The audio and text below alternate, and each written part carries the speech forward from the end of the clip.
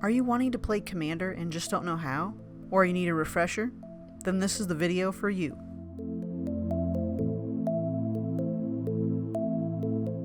Hey everyone, it's triplemangothreat, and today we're going to talk about the rules of EDH/Commander. Let's start with the basics. You have 100 cards that consist of one commander and 99 other cards. You are allowed one copy of each card except basic lands or cards that say otherwise. All cards must be in the identity of the commander. We'll go over that later. Commander is meant to be a casual format, with the game being from 2 to 6 players, or really any amount, but 6 is probably what you're looking for a really long game. My Commander games usually consist of 4 people, and it's also a free-for-all format. You start with 40 life. Commanders start in the command zone. You take turns clockwise order, and the last player standing wins. Now let's talk about that color identity I mentioned earlier. Now first up we have Azorius Signet. It's a colorless artifact, but it contains the white and blue mana symbols as a part of its activated ability.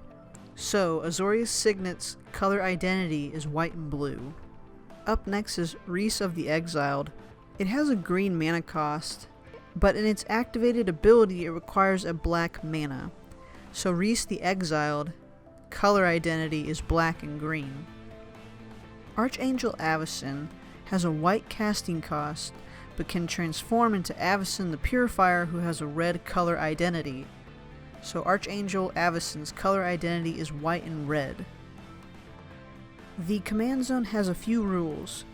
Your commander starts in the command zone at the beginning of the game until you cast them. Your commander is face up.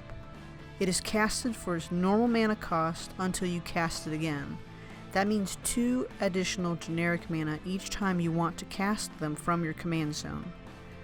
If your commander would be put into your library, hand, graveyard, or exile, you may return them to your command zone instead. Now with commander damage, a player that's been dealt 21 or more combat damage by the same commander over the course of the game loses the game. The commander is tracked across zone changes for this purpose.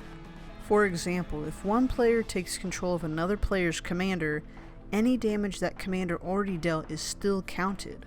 There are also ready-to-play decks that are provided usually once a year, but that is changing this year. This year you can expect 5 decks in April instead of August. I'll have links below if you're interested in some ready-to-play decks. If you have any questions, please leave a comment below. Also, if you liked the video, leave a thumbs up. And if you'd like to see more of this mango content, please subscribe. Now, roll the merch. I also have some new merch. I'll have a link in the description for all of that, but there'll be shirts, hoodies, and long sleeves.